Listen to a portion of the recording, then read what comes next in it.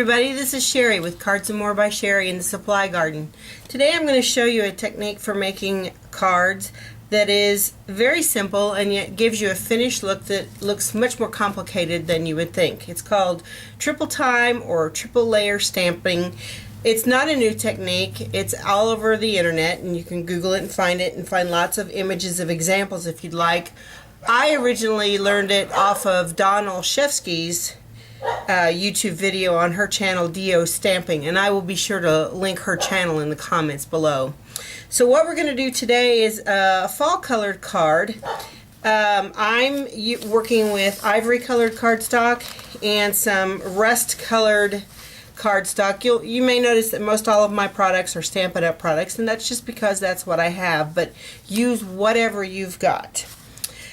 We have 3 layers of ivory that I'm using today, and I will also put these details in the comments below.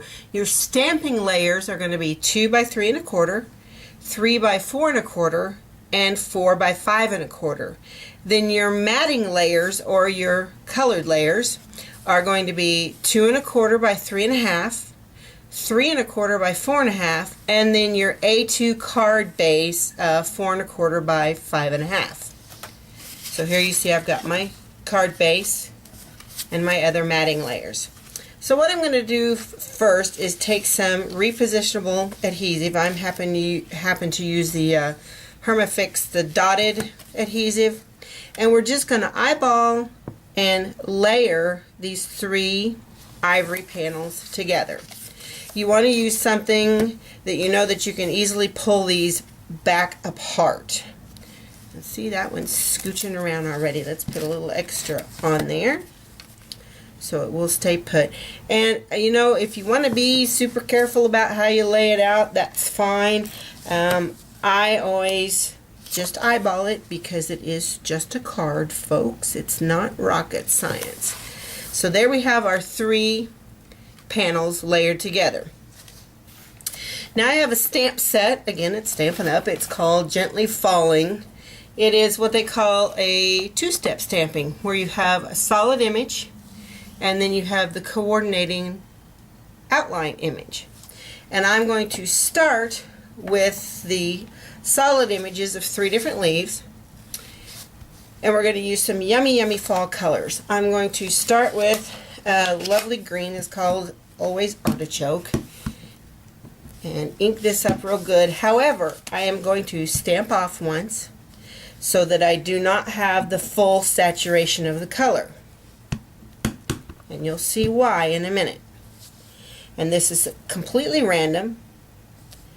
However you want to put these on here, try to get a little bit of each layer, and you'll see why once we pull all this apart.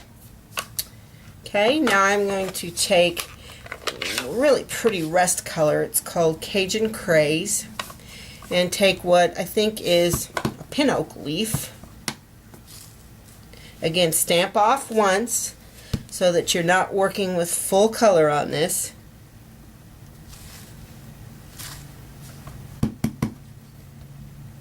I just love these colors.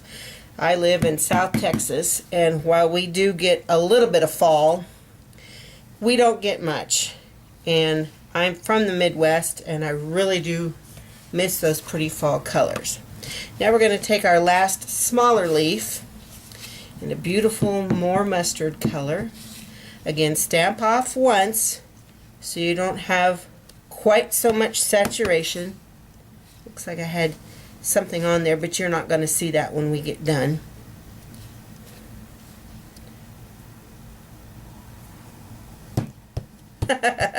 I don't know if you saw what I just did. I went from one ink pad to another and got a different color. But hey, we're just going to roll with it. It's all going to color coordinate anyway. That's something for the blooper reel. And we're just going to leave it in. Okay, so as you can see, we've got kind of an all-over thing going. And you'll notice too that there are some gaps here, but that's fine. Once we pull these apart and layer them, you're not going to see that. Now we're going to switch to the outline version of our stamps.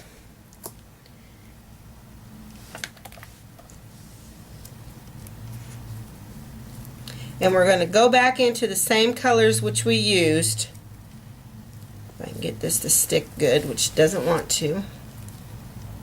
There we go. I'm going to pick up that mustard color ink again, full tilt on the color. And that gives you your outline detail. It's like you did something really, really difficult and you didn't. Okay? So find everywhere that you did that. And the one that I messed up on, I'm going to go ahead and do mustard over it too, just for grins, and see how that looks. Well, that doesn't look too bad, see? That worked out all right. Happy mistake. Then we'll pick up the, what is this, an oak leaf, I think? We'll go with that. Might be a maple leaf. Gosh, I have so much trouble getting these to stick sometimes. Okay, we did that in green, so we'll go back and pick up our green. Full strength. Line her up where you stamped before.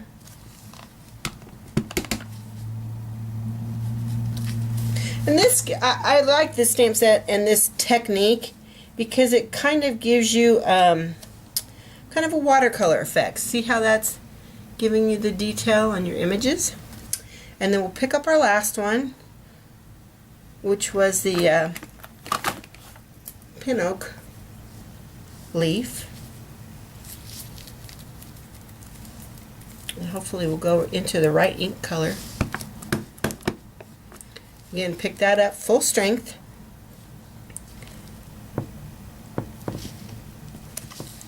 Ooh, that's so pretty. And then we've got one here on the side. Okay, and that completes our stamping. And you see how that gives the detail to each of those leaves. Isn't that simple? I just love that technique. I'm going to close my ink pads up real quick so I don't add anything else to the blooper reel. Now what we're going to do is pull these apart, and the thing you need to remember as you reassemble these is what's top and bottom, because we're going to line these back up. What I'm going to do first with a little ATG here is I'm going to apply the base layer to my card base. Scooch these out of the way just a little bit.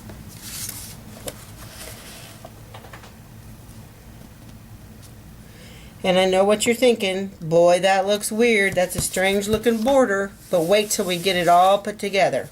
Now we're going to put your next two layers together. A little ATG or whatever adhesive you choose on there.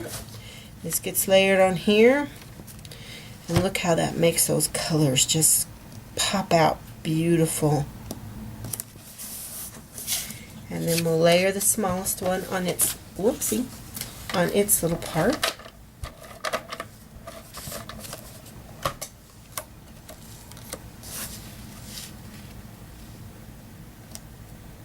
It's so cute. That could be a little, like a little artist trading card there all by itself. Now, you could just lay these all down and adhere them and have a beautiful card that was flat and easy to mail. I'm going to add a little bit of depth to it. I'm going to attach my top two layers together. And you're going to kind of, and it's not going to be exact when you line these up, but eyeball it as best as you can and see what happens. That colored panel gives you definition and also gives you depth between your layers. I just love this technique. Now I'm going to take some really pretty ivory organza ribbon and I'm going to tie around my panel here.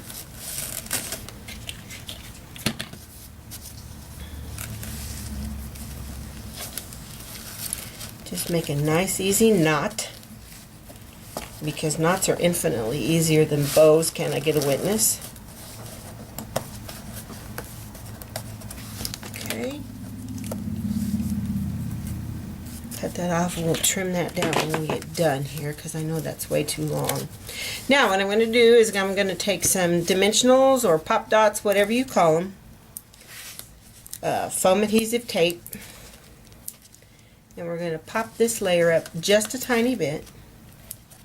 Make sure I get my ribbon straightened out here.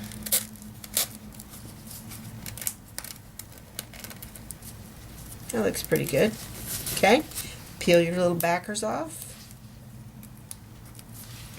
Hope I'm staying in the camera. I have to admit, this is the first time I've done a live video recording. Usually I do still photos and then go back and do them in, so y'all are along on the maiden voyage here. Line that panel up and put that on. Ooh, that's so pretty. And so that gives you just a tiny bit of dimension. See how that's popped up? Makes room for your ribbon. Let's trim our ribbon down now.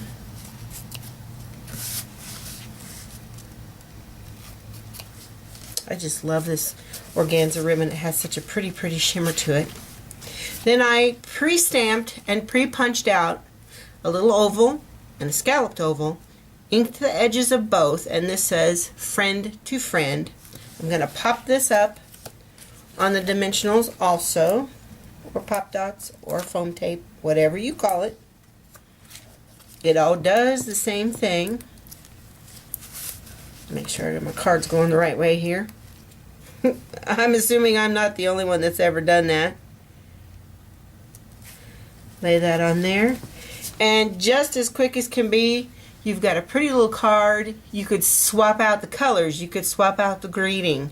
Now, I don't know about you guys, but usually on a dark colored card base, or almost all color card bases, I always keep some pieces of cardstock pre-cut in white and ivory that I can add to the center for stamping my greeting, for writing a note, for whatever. And then that just gives you another dimension and a framed look on the inside of your card. Makes it much easier to write on.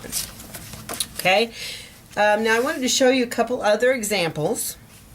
This was my test card that I did, which is the same thing we just did, only I turned it horizontally and made it into a thank you card. Same thing, popped up the panel, added some ribbon, just a different greeting. These are such yummy colors. I just love fall colors. Same idea, super simple and easy Christmas card. 3 panels, just like we did.